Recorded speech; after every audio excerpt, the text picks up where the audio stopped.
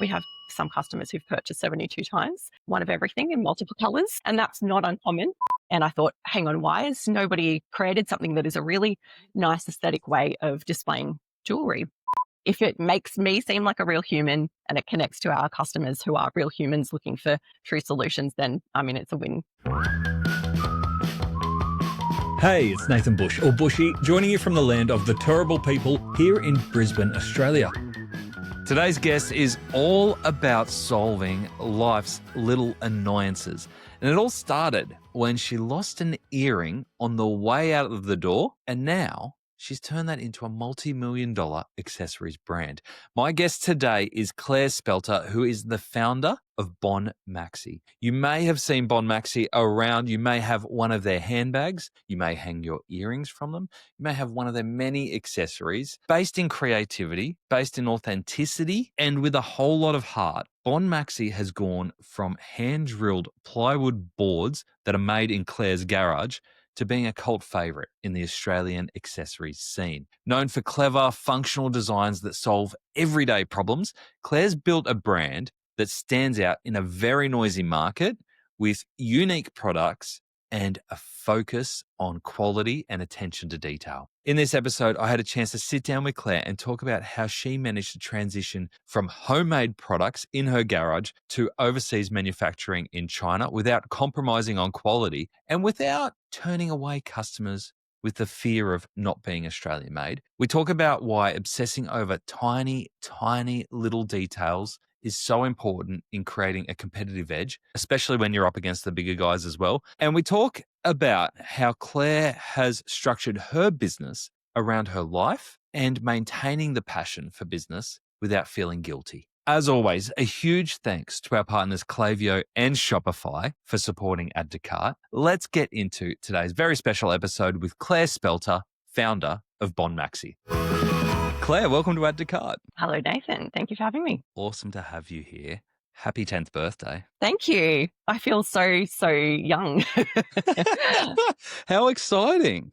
It is very exciting. It's kind of just come and rushed up and about to pass. And yeah, I haven't really sat and thought about the gravity of that. No, I saw you did a big sale. So that was kind of true business owner. It's like 10th birthday. Let's have a sale. Let's not sit back and reflect on, where we've gone in 10 years.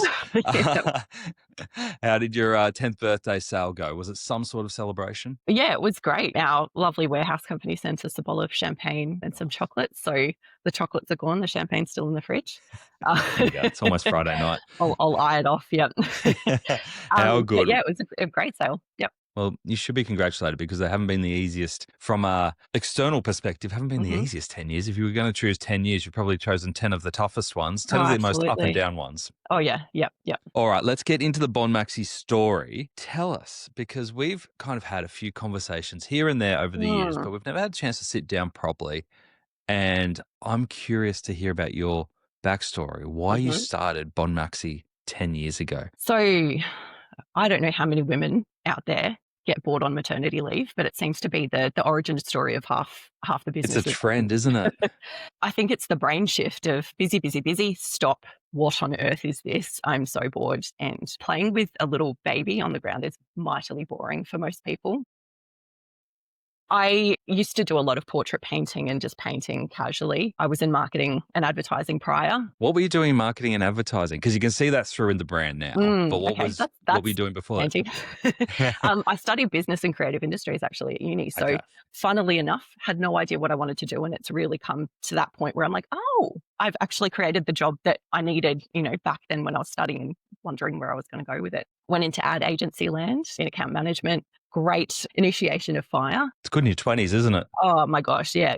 And drinking culture and office politics and all of that. Very much learnt what I didn't want, I suppose, in the long term, and moved on to a marketing consultancy role with a work from home role or a business that was alongside Telstra. So it was quite a large role, but nobody had worked from home at that point. So that was, everybody just thought I was going into a fake role, which was fun. But I feel like that's where I got a lot of my skill set that I now utilize because we were doing local area marketing for locally owned Telstra stores. Okay. So Kalgoorlie, Carindale, a whole mix of things, radio, TV, copywriting, and then also dealing with Telstra Corporate. So that was kind of my backstory. Fair to say you know your postcodes pretty well now? Oh, yes, I suppose so. Yeah. And so on maternity leave, I was just crazily bored, and I started doing these portraits because, it's something to do. And there were a lot of friends having babies, and I was just doing like little caricature things or painting on wooden boards. And I thought, you know what, I'm just going to try and find a community somewhere, because Facebook groups weren't a thing. Instagram was a thing, but only fairly new. And I was really not in a good place. And so I hopped on to this Instagram app and realized there were so many different small businesses, all the artists that were selling their wares, handmade businesses. And I thought, I'm just going to open up a page and see how I go. So then I realized, people are actually making okay money. This is their career.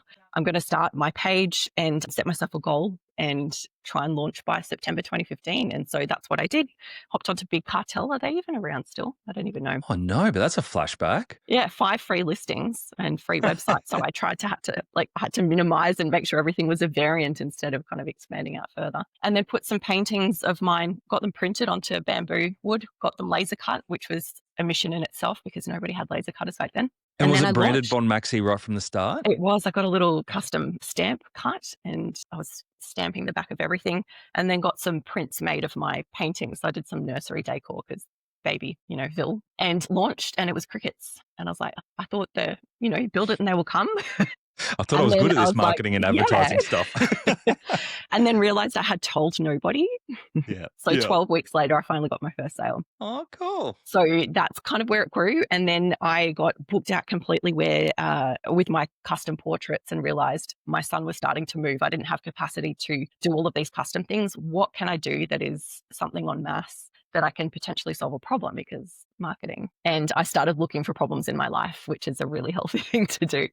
And especially when you got a newborn, I know, and it's my job now. Stuff that's gone to shit around the house. Exactly.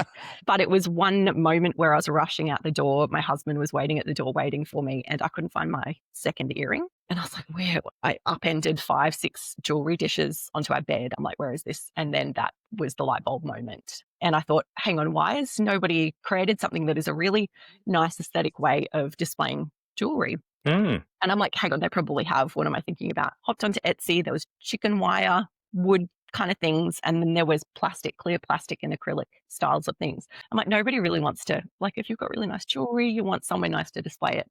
So I thought, I'm a painter and I'm an artist, and why don't I merge the two and create something that's aesthetically pleasing but solving this problem? So I went off to Bunnings and almost got banned, because I would go there every couple of days with big sheets of plywood and ask them to cut them down to A4 sizes. So Bunnings was your original manufacturer? Oh, yep. What do you mean you almost got banned? Were they were not happy with me. I had 20 people behind me, and I said, can you just, those offcuts, can you just slice them down a little bit further? I didn't have a jigsaw at home. And they said, we're going to have to start charging. I'm like, fine, $1 per cut. Fine, absolutely fine. And then they said, we can't really do this anymore. And I was like, I'll take my business elsewhere. So I went down to the next Bunnings and started to get them cut. So I'm surprised they didn't try and sell you a jigsaw, because, they sell them. I know. Well, I think, I was a woman. Maybe they don't think I can operate heavy machinery, but I started drilling holes in all of these boards, made sure they were A4 so I could post them as a letter with Australia Post. And we racked up over 1 million holes hand drilled. Wow. And the house was full of sawdust, and I'd paint them and put them up on Instagram, and it just exploded. Jewellery organisers, because there were all of these beautiful handmade earring businesses that are still around, and nobody had anywhere to store them. So we really became that kind of first earring holder that was a thing in Australia. And we've sold over 200,000 around the world. Because you're still selling them today, aren't you? I do. They've evolved into, I got them manufactured, and then I thought, what are the issues with the hesitations with people putting things on? How can I make it effortless? And so I've evolved and made all of these different styles over the years. But now it's a metal one. You put the earring backs on. This wouldn't mean anything to you, I don't think. Put the earring backs on and drop them in effortless. And then I know what you're talking about. I picked my daughter's jewelry up from a floor. Okay, there you go. So it's like a wall hanger or a stand, and then you can customize where they go. You can add bits onto them. So it's a real thing now that kept me up at night. And I've spent so many hours thinking about jewelry storage that nobody else really has. But yeah, I love that they're still here. I love that not your original product and your portraits, but your first manufactured product is still with you. And Yep. you know what I mean? Like it's still part of the range. But Yep. from my understanding, it's not the core range now. Is that fair? You've kind of evolved since then? Absolutely. It took me a while to let go of the initial side of things. And I think that's the danger in business. I mean, earring holders are certainly not our key core business, but I still have that thing where I feel like it really does match what I'm trying to do here. But because I was hand making everything, I did buy a laser machine, and then I was 24/7 on the laser in the garage, fuming myself, almost passing out, creating anything that came to mind. And I've made different things that could fit into Kmart jewelry boxes, because jewelry boxes didn't have earring holders. So I would then go to Kmart. Kmart was starting to get really creative with their interiors. Yep. And everybody was buying the same thing. So I would then create an item that would retrofit into that, and then that would go really well. What are you making it out of? So what are you lasering? Like what Plywood. materials are we talking? Okay. Plywood, yeah. So I would go off to the wood yards, in Logan. There's a few around that way, and show up with my baby in arms and just talk to guys about different types of like hoop pine. And they were like, Yeah. what? I don't know. I did a lot of wood research because, when you're laser cutting something, there's the fumes and all of that. So hoop is the safest. Acrylic, I tried to do some leather at some point, but in the end, I kept thinking, well, this is all good, but jewelry organization is not quite a luxury, but not everybody thinks that they need it. What is something that really does solve a problem? And right at that point, almost on cue, my favorite bag broke. And I thought, oh gosh, how am I going to replace it? Because it was one that was just purchased 10 years ago from Witchery, I think it was. Perfect size, fit my water bottle, really, really great size. And I wrote a big wish list. And I'm like, where am I going to find this? Could not find the right replacement anywhere. And I started to realize, okay, there isn't this product. I have a business where I create products that are handy and solve a problem, blah, blah, blah. Maybe this is my calling. That's a big difference though, going into bags. Oh, yeah, absolutely. Yeah, from but I think lasering plywood in the garage. Oh, yeah. What was your first Absolutely. step to create your ideal bag off your checklist? So adjustable straps were, I'm not the tallest of the people, but I'm above average. And I have a bit of a back problem, and they have buckles that have 5 holes. And I was always like in between the hole where I needed an extra one, or it just wasn't long enough. And if you have ever carried a bag that is just not quite sitting Yes. where you want it to, that's an issue, when it's the whole day. And most small crossbody bags don't hold a water bottle, a 600 ml Okay. water bottle. I did listen to the memo bottle Oh, episode. yes. Yeah. Yep. I love that business. So I just realized that there were so many businesses out there or brands, and it has very much changed now, which is catching up to where I think everybody should have been back in the past, is that it was all about aesthetics, and it was all about fashion-led seasonal, releases. Yes. But where this is here and then it's gone, this is here, then it's gone. And it looks good, it's cute with an outfit, and that's all it needs to do. It needs to carry some stuff, but it doesn't need to carry, the things that actually people need to carry in real life and would help organize their day with very simple fixes. So the straps were a part of it, the size was a part of it, the materials, the detail, the quality. I had a really nice, expensive bag that I got given for my 30th, and I put my hand through the lining on day 2. So all of these kind of things grouped together, I just realized how much of a gap there was in that market. So Sure. yeah, that's when the mini wallet came about, which was a coin purse and a card holder combined into one. So you don't have to change your purse to suit your bag Yep. when you're going out on the weekend. And then it's just grown and grown from there. Awesome. And in the early days, local manufacturing? Nobody would touch me with a 10-foot pole when I was asking for 300 holes in an A4 piece of wood. So I did try. I called around a lot of people, and I thought, oh, I'm going to have to shut down, because Australian made, if I tell my customers that I'm going offshore, I'm done for. No biggie. In the end, no one said anything, but there was nobody who could help. And you realize, when you look at some of the manufacturing areas in China and around, that the technology and the manpower and just the advancements that they've got over there, we can't match it here. So that's what I did. Turned to manufacturing, and yeah. I had this conversation with a retailer this week around they were shifting to manufacturing overseas after a long time of being Australian made, and they've done it now for 12 months. And I said to them, have you noticed any changes, any customer feedback around country of origin. I'm like, absolutely not. Like, not one piece of feedback. But I remember 3 or 4 years ago, it was such a big thing. It was probably tied to Well, COVID when yeah, people had a little bit more money. They were a little bit exactly. more sustainability, Australian made. You could be a little bit more morally justified with your purchases. Yeah. It feels like that's fallen away now and it's not such a huge claim. I think because China was in such a big spotlight 3 to 4 Mm, years ago, people started to go, oh, is this actually where, we should be manufacturing? Is it something that we can do here?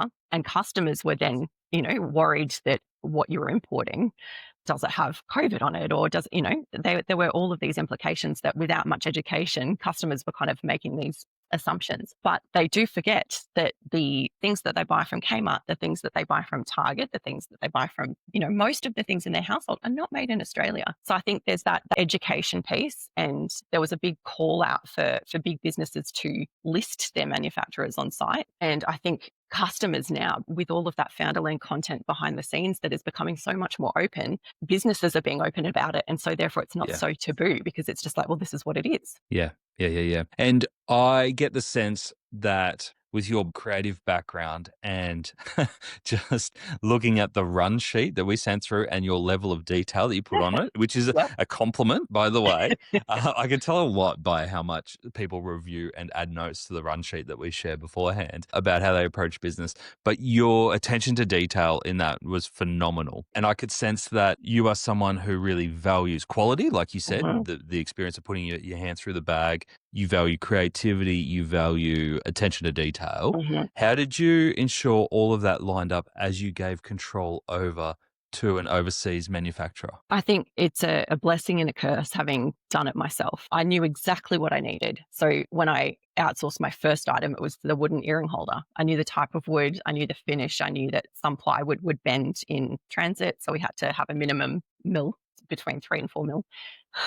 Really detailed. Exactly. Exactly. 3 mil will break in Australia Post, 4 mil not so much. But all of that, I knew exactly how I wanted to do it because I could make it perfect to myself. And if I sent it out and a customer had an issue on the other side, I was the one who could change what I needed to. And I knew exactly what I had to do to make that never, ever happen again. So when I was finding somebody to help manufacture things, I had that requirement to not go back in quality, not go back in how we did things because I couldn't afford to do that because we had the customers who had that expectation of high quality. So it was very difficult handing over the reins because you have to let go at some point and go, well, if whatever comes is going to come, and you're learning a whole new level of business and communication and lead times. It's not Yep. instant. When it comes out of your laser, you can sell it the next day. And that in itself, I didn't realize how much of a leeway I had to give for manufacturing in general, that en masse errors will happen.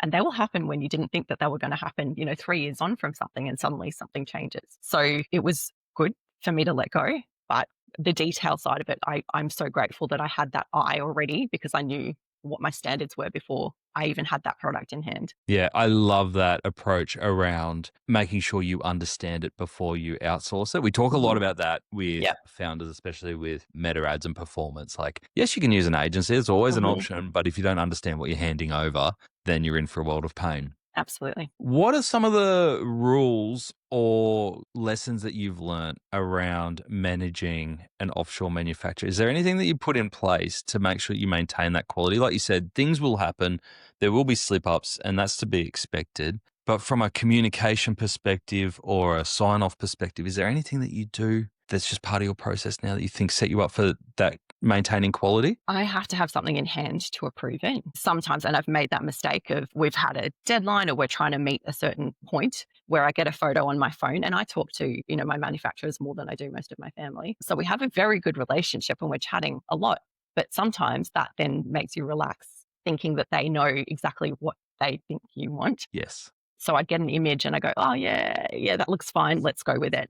But lighting, sizing, camera angles, all of that, you didn't turn the item over to feel it. I've signed off on stuff and the samples have arrived for photography where I'm like, no, I should have actually put my foot down or made the effort or shifted that timeline, because Yep. now we're going to have to sell something that is not to standard. And if that ever happens, I end up going, well, this is a second sale. Like I can't knowingly put that out there, send out a few thousand items to people and just wait by my customer service inbox for the issues to come in. Yeah. So Okay. it's having that thing, knowing full well what it is before you sell it and testing it, because our products are useful items. They have to be tested, to really ensure that the function is there too. When it comes to testing, like, because I love your philosophy around solving everyday annoyances, do you get those samples out to like friends, families? Because I can imagine if you're taking it out now, you're biased. You kind of know what you're trying to solve.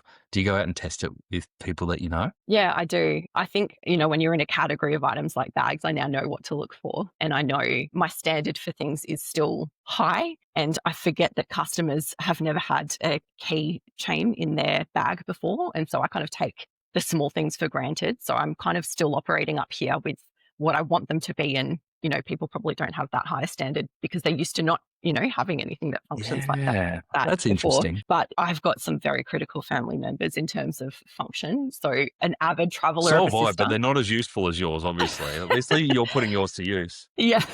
My sister's an avid traveler and she had a very strict list of things that she wanted in a travel wallet. And I was almighty scared when she took that on her last trip, but it passed. It So passed. I was Good. pretty happy. Yeah. But I do it's a baby, really, every product. Yeah. So I get a bit sad if somebody doesn't love it. Is there any invention or any kind of thing that you've come up with and you're like, we're going to build this into the product and it's going to be amazing because it's going to solve this problem that's been bugging me for a long time. And then you've got it out there and everyone's like, yeah. Yeah. Hampers, I think, I'm still going to bring them back. We had canvas hampers. Like, if in doubt, if you've got a mess on the ground, chuck it in a hamper. It's brilliant. Yeah. Oh, it's floor absolutely mess. brilliant. The wardrobe is my big career goal to solve. And I have multiple sketches and multiple ideas of how I can do it. How do we stop the toss? How do we get rid of the chair of doom? But hampers are one step there. If you can have hampers in every single room that are aesthetic, and this is like a little canvas thing. I've got 5 behind me. Canvas thing with handles, and you make them really big and nice looking. And you use clothes, shoes, everything. Instant calm in your house. Beautiful. So yeah, I'm going to keep pushing them, but it's going to happen. Hampers are going to happen. It is going to happen. I love on your site, you do such a great job of showcasing your product. And it's so funny if we go back to your original business of having those first 12 weeks and not getting a sale and then going, oh, I haven't advertised. It feels like you've gone the opposite way now in that you do such a brilliant job of showing off the product online, in that you can spend ages because you've got gifts, you've got flat lays, you've got in situ, you pull it apart, and show how it's all used. You do such a brilliant job there. What's your process for capturing that product content to be able to put on your product pages and your category pages? I think because I've been such a key part of the design process, and I find that really fascinating. There's one element of my photographer who does our website photography came in and he said, we need to, like, whenever I'm on bag sites, anything, they don't seem to show the insides of bags. And I find that really weird because the bags on the inside are what kind of help you use the bag. And when you can't even see inside it to see how many pockets there are or what it kind of looks like, it makes me not want to, commit to that kind of purchase. And this is all the way from, the fashion brands to Yves Saint Laurent. They don't have the insides of bags. So, and even showing them on people. Because what's your price point? Your price point is kind of between 100 and 400, depending on leather or canvas or nylon. So it's still a considered purchase. It is, yeah. I'd say it's affordable in terms of the quality, but it's that, Yes. who are we competing against, basically mid-tier. And my photographer said, well, why don't we just turn the bag inside out? That's how they make them. I'm like, okay, yeah, this is awkward, but yeah. So turned it inside out. It's called birthing, which I find like nails on a chalkboard. Yeah, it's not the best term, is it? It's not the best term, but it is so useful to be able to show what fits in what pockets and show the insides of a bag, because that's really what matters. So that kind of instigated let's try and be really transparent about every element of it. Size inclusivity is such a key conversation in fashion. But when it comes to bags, that was one thing that I found, when I was talking about the strap before, I couldn't find anything that was longer than 120 centimeters, which is one of the shortest settings on our bags. And when you've got a tall person or somebody with a different body shape or somebody that has a bad back and wants to, wear it in a different way, that's not accommodating to them. So all of that, I needed to be able to display that visually as well as in words for people who are just scrolling through. And it's kind of what makes up a good chunk of our site is that transparency. Do you have like a content process? Because there is such a different range of content that you've created for each product. How do you do it in an efficient way that it doesn't just take over your life? It takes over my life. Okay, give into it. I guess there's the chunks of, the e-com photography that's done there. There's the stuff that we do on a shoot, and there's the DMs that I'm answering every day because, again, I'm the designer. I'm the person who can answer it quickest. So often I just shoot a little video and send it to a customer, and that's what makes it onto the feed. So it's a lot of, I didn't realize that they wanted to know that, or they want to see if this particular thing fits in there. It happens. And then we're just constantly uploading more and more stuff to the site because if one person is asking, it means there's 3,000 people who can't be bothered asking. Yes. Yeah, that makes a lot of sense. What happens when 87 stores, one Shopify site, and a whole lot of disconnected data walk into a CRM? There's unfortunately no funny punchline here. For Intersport, it meant missed sales, slow reports, and a lot of guesswork. Each store had its own data, none of it talked. Enter Klaviyo. They helped unify it all, online and in-store, so that Intersport could finally track behavior, personalize offers, and hit the right customer at the right time. The result was one that any cranky sports coach would be proud of. CRM-driven online sales were up nearly 5 times, and there was a 350% increase in returning customer rate. To learn how Klaviyo helps multi-store brands like Intersport grow smarter, visit klaviyo.com/au. As someone who values design, what's your view on AI and AI images in that product experience? It's funny. I think it's been such a quick life cycle of, AI is fun for brands as well. This is really useful. Let's try and make a lot of ads with it.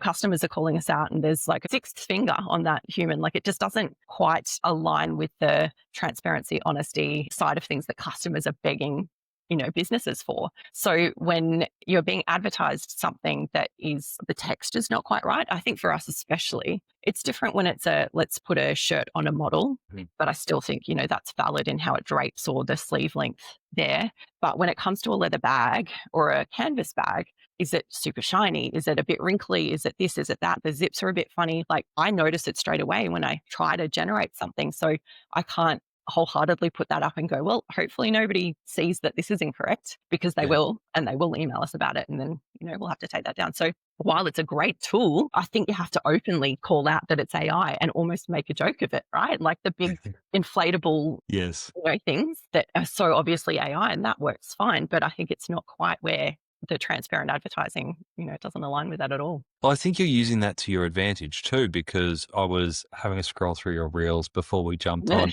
And the reel that jumped out at me was your late night pizza box in the kitchen photo shoot.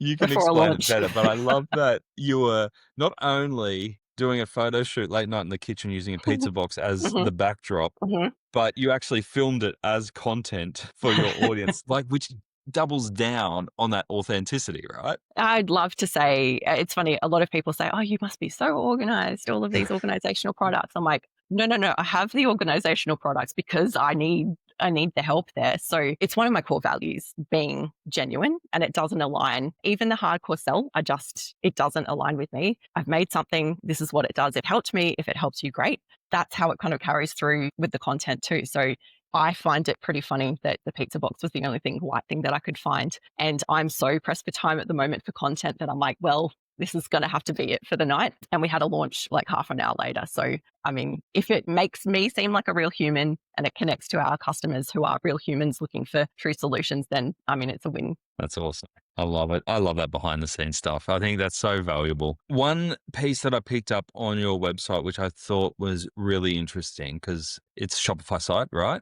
Your bundle builder is different to a lot of other bundles that I've seen. And it's really interactive. You've got a sale on at the moment, which I also love that you've called out a sale on bundles only. It might not be on sale by the time this goes live, but a unique angle. But then you get there and the it looks fun to be able to build your own bundle. How did you go about that process in putting together the right bundles that you think your customers will love? It's probably one of the biggest things that keeps me up thinking at night is how does a bundle make sense? How does the experience of building a bundle make sense? Am I going to overwhelm people with all of the options? Do we need preset options? All of that. I mean, Shopify automatic discounts was something that changed the game, a couple of years ago, because I kept trying to say, well, you can add this and add this. And, we've got 50 things that you can choose. And when we're, 70% new customers now, we used to be so much more return customer centric. And so people were familiar with our things. We have some customers who've purchased 72 times, one of everything in multiple colors. And that's not uncommon. Do you have like a personal relationship with them? Like, do But you there's too many of them to do that. But I took that for granted. And I just thought people just know their way around things. And I realized with all of these new people coming to site, and they are so used to sites that just kind of feed them 10 options or not even, with what they want, I can overwhelm new people very quickly with our 20 tote color choices. And we haven't even spoken about, how that kind of eventuated into what we are now. So to be able to do that, you have to, think through the process of as a new person, does this make sense? How can we lead them to a bundle builder when they're on that single page? And that is still somebody I'm actually working with in the sidecar to see how we can create it in there instead. Because when you're on a page looking at a product and then you get kicked off to another page where you have to find that product again, not cool. Especially when there's so many details in each of your products, right? Exactly. And you want to make sure they understand what's in the bag, not just, oh, this is a black bag or a brown bag or whatever. So all of that is a huge consideration and constantly evolving for us. A bundle's worth your effort? Yeah, I think so. I think when they're fed at the right point with the right combination, reporting is great for that, because you can see over the lifetime, what do people come back and purchase on top of their original purchase. And I've called that out in ads too, save yourself from coming back. A lot of people come back and buy the second things. Therefore, I have created a bundle and here it is. Save yourself XYZ dollars, including double postage. But that info is so useful because, you're upselling and you're creating something that really does make sense and they gel together. So that helps customers too. There's been a conversation in our community recently around bundles, and one of our members was like Sidekick. Shopify's Sidekick AI assistant has been amazing for this, because they've used it to kind of go in there and go, have a look at our bundles and then have a look at our customer data and our purchase data. What are 3 bundles that I'm not offering that I should be? Yeah, it is pretty brilliant. Have you found any insights that way at all? Or are you kind of intuitively and using the data that you've already got know enough? Oh, well, we've had bundles for a while before Sidekick was a thing, which is funny because my first bag is called the Sidekick. So that always throws me.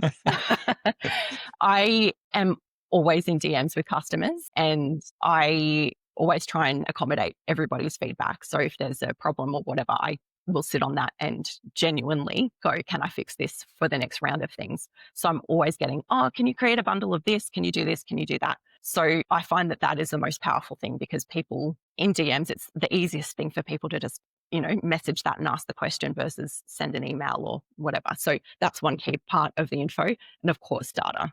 You have to look at that. Sidekick has some nuances that it will feed in your free gifts with purchase or your parcel protection products and then tell you that you have to bundle all of that together. So you do have to be wary that it will feed you, info that isn't quite correct. But I mean, there's a really been good call out. I'm like, yeah, okay, that's really cool. I'm going to try that and see how that goes. So it's awesome. Great. When you mentioned before that you did that big shift from loyal customers, a focus on loyal customers, and I get the sense that you're still serving them correctly, but now the needle has swung a lot more towards new customers.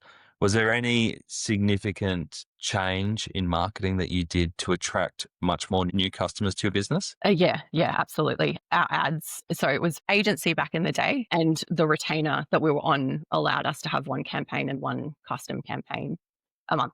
And it was pretty much a set and forget thing. And this was before, Advantage Plus and AI kind of thing. So it was obviously a lot more difficult for agencies to service clients at such a detailed day-to-day finicking with the account. When we had that realization that, because we kept saying, well, we do want to grow, we've plateaued, how can we add more budget? We might break the system. Let's just not go too hard. My husband, who is not in marketing, not in any of that stuff, started looking into the account And this was 2 weeks out from Black Friday. He was able to run a few ads and we got 2,000 new subscribers to our email list, which was more than what we had over 6 months Wow. running the campaigns that we had. So that was a huge moment of, oh, okay, so there are different ways that we can do this. Do we need to now understand, how to run Facebook ads? Because prior to that, it wasn't really served to business owners that you actually had, you were equipped to be able to learn this in a day. It was, you have to stay up to date with all of this stuff and iOS changes. And I suppose that was filtering through from agency, which of course they have to protect how they manage things. So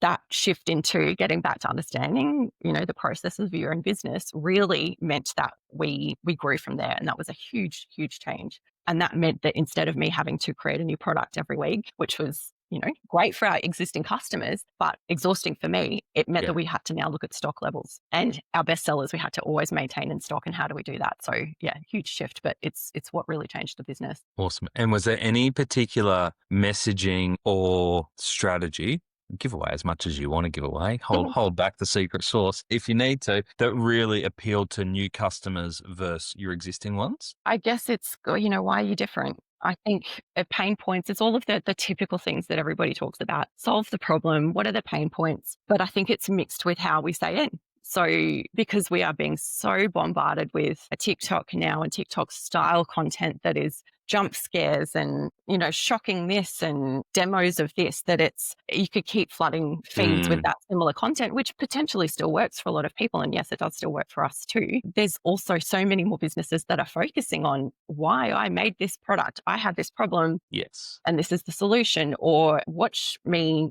design this thing. So, how do you stand out? It's just by doing that, but then adding a next level, whether it's humor, your face, just being radically, it's the radical candor side of things, which I'm really leaning into now. And it seems as though being messy with your ads is what really, really works, and just stopping people's cycle of what they expect in an ad and making them, stop. So Betty White is my secret sauce. Betty White gifts.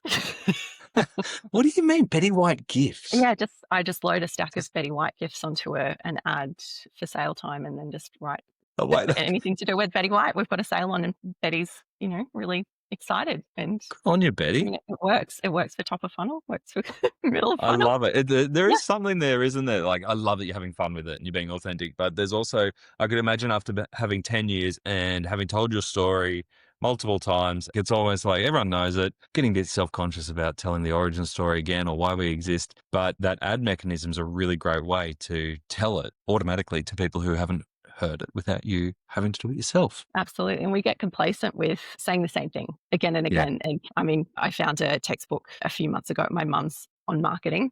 Social media wasn't even in there. I didn't think I was that old, but I am that old. And it was talking about, the 7 or 11 points of, like people have to be at the touch points throughout their day 7 times before they convert.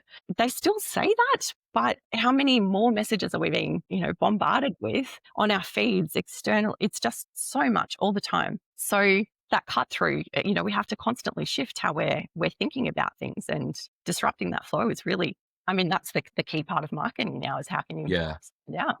Yeah. It's exhausting. Well, that was going to be my next question, because obviously you've designed this business with your family in mind. Mm-hmm. You started Bon Maxie when Max was born. And we've talked recently around your hiring and, your hiring team and your building team. You've got partners internationally. You're still doing a lot. You're the face of the brand, even more so now in all your authentic posts and your videos and stuff. You're designing, your quality control. Like, you've got a lot on your plate. What do you put in place for yourself to try and make sure that Bon Maxie isn't all consuming? Because I get the sense that family is really important. You talked about your husband being in the business. Max was, part of the reason why you started Bon Maxie in the first place. What have you put in place to help you? Because there's a lot on your shoulders at the moment. We've all been there, right? Slipping on a great looking pair of shoes only to regret it a couple of hours later. Who knew that blisters could get blisters? Well, the founders of Frankie Ford did, and that's why they've created a line of stylish, podiatrist designed footwear that don't just look good, they actually feel good too. But what began as an online success story quickly stepped into the real world with retail stores opening across the country. And when they moved to the Shopify Plus plan and rolled out Shopify POS in-store, Frankie 4 really hit their stride. Now everything works together, from online browsing to in-store buying.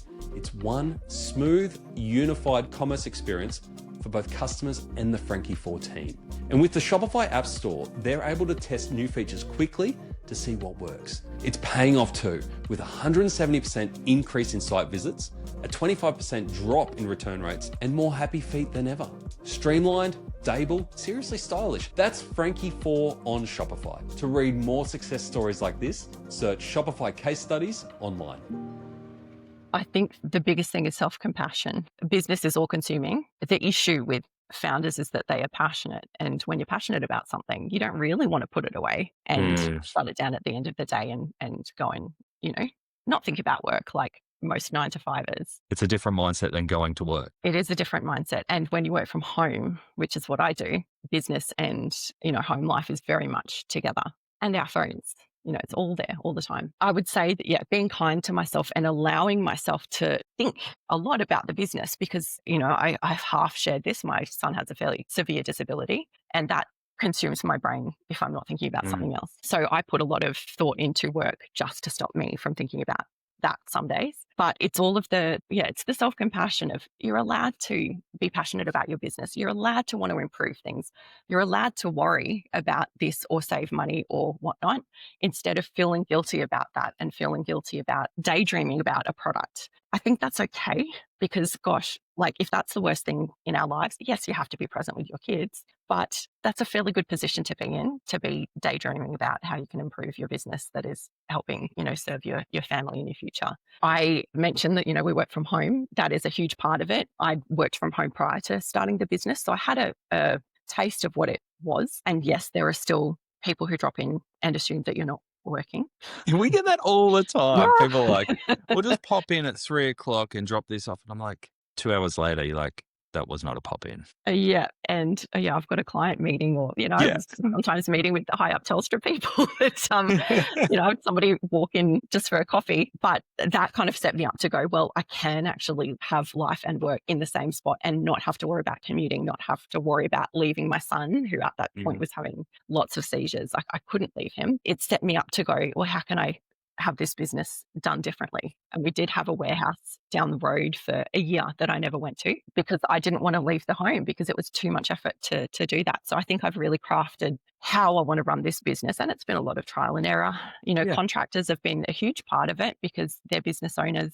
They're good at what they do. I don't need to keep in touch with them every single day like you do with staff. So that's been a big model of what I've done is if I don't want to hire somebody, outsource it to somebody who already knows what they're doing. So it's still a refining, process as it is. And obviously we've connected over the years when I've been looking to hire, but I think it's certainly allowed me to, I might be bawling my eyes out at 7:00 in the morning and then online at 7:30 chatting to my team. So that can't happen in an office. And I need that a lot. And looking back at these 10 years, do you feel you've designed, I don't even like saying the word work-life balance because it's not. Have you designed the lifestyle? Because I love what you're saying there, that there's no guilt in ambition. There's no guilt in loving your business. And I think a lot of people don't understand that looking on the outside go, oh, you work so hard. You work crazy hours. That's so hard for you. And you're like, actually, well, it's not like going to work. It's like, this is my thing. This is what I do.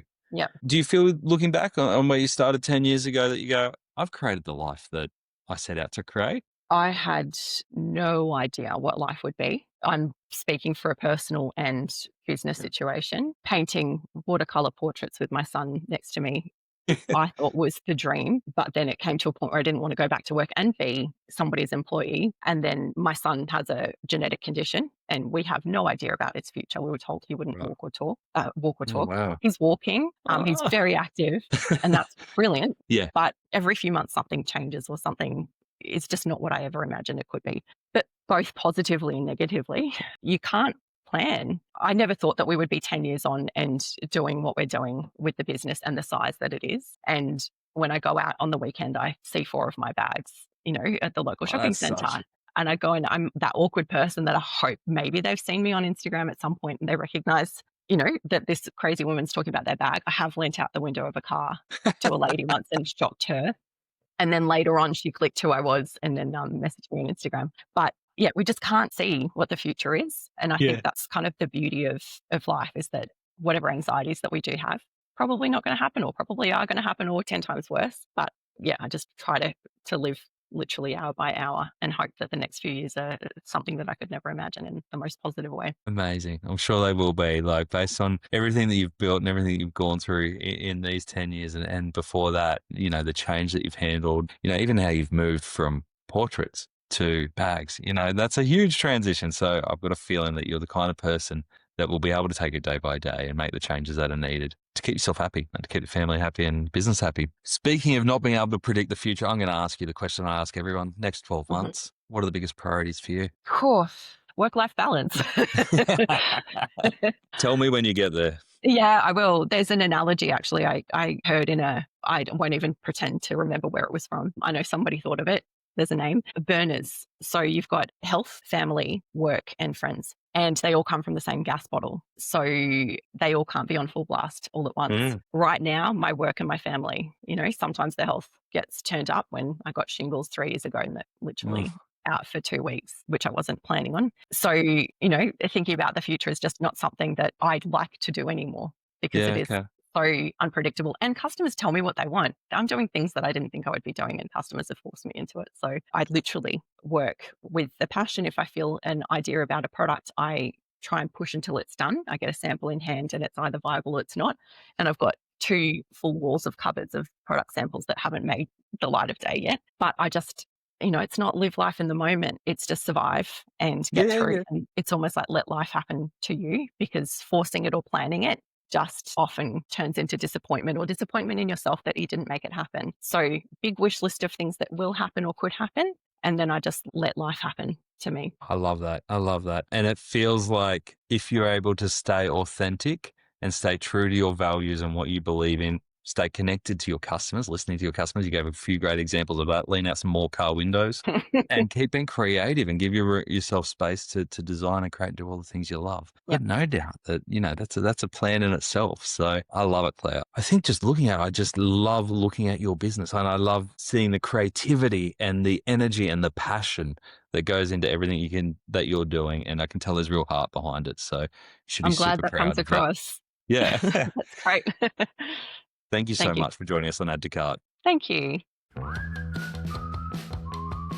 If you're like me, I've got no doubt that Claire's story and her business philosophy has inspired you. Myself, as an avid planner and strategist and needing to know the future, was in awe of her ability to take things day to day. And you can tell that she's learned a lot through her business, but also her personal life with her son, Max, that has equipped her with a whole bunch of resilience and a whole bunch of taking each day as it comes, which helps her as a business owner. And it was really refreshing to hear that she doesn't have these huge grand plans for the future turning into a huge business that she's got to address each day as it comes. And I suppose it ties into what she's doing with product. It's just solving those everyday problems as they come along. Really refreshing approach to business and to e-commerce from Claire there. All right, there are 3 things that stood out to me that I think e-commerce professionals need to take notice of, or that could help anyone in their e-commerce career. Number 1 is customer frustrations or feedback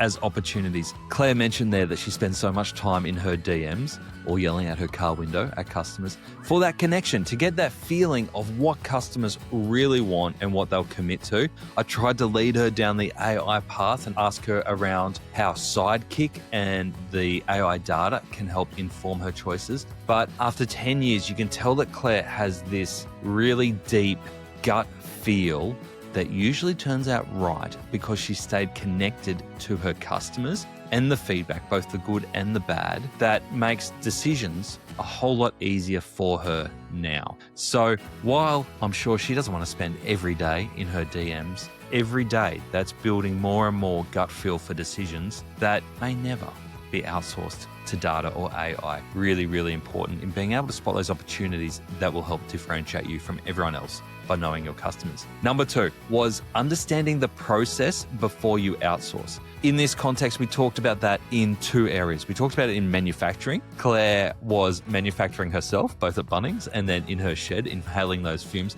But she made products. She knew how it all came together. She knew what to expect, the quality that could be achieved. And then we talked also about it in terms of advertising and paid ads, in terms of how her husband went in and played around and created his own ads, even while they had an agency on board. And I think as a founder, most founders have this built in, that you want to get in and you build and you do things yourself before handing it off to anyone else, whether that be agencies, teams, manufacturers, or otherwise. And it's really, really prudent. In an effort to scale quickly, it is very tempting to hand off things that you may not be good at, may not be interested in, but at some level, you need to have an understanding of how it works to know the quality that you should be expecting to hold others accountable to that quality as well. Great lessons there. And the third one is defining success on your own terms. I wanted to ask Claire that question around, has this turned into the lifestyle that you want? And she reminded me that in business, even though we go out to design our own business life, life never lets us design the life that we want. I'm sure that her life hasn't gone exactly where she thought it would go back when she was in the advertising agency, both from a career perspective, but also the challenges that they've had with Max's health. And it goes to show that every day we are designing life on our own terms, and that if Claire tried to compare herself to someone else, that there's so much going on that's unique for her and unique for her family and unique for her business, that there is no point looking at what the bros might be doing or what other successful people are doing to try and design a life like theirs. We need to design a life that fits within our own circumstances. And I think Claire is an inspiration for that. That's it for Add to Cart this week. Thank you so much for joining us as always. If you want to jump in and discuss this episode or discuss any of the topics that we were talking about in here, whether that be product photography, manufacturing quality, or AI use, come on over and join the Add to Cart community. It's free to join, and we have over 500 e-commerce professionals in there discussing all sorts of nerdy e-commerce topics. We'd love you to join us. Head on over to addtocart.com.au to apply, and we'll let you in there so you can join the discussion. Thanks again to Shopify and Klaviyo for sponsoring Add to Cart. We really appreciate your support. And if you enjoyed this episode, make sure you hit subscribe, whether you're watching on YouTube or listening on Spotify or Apple. We'll keep bringing you the good stuff to help you in your e-commerce business or career. I'll see you next time.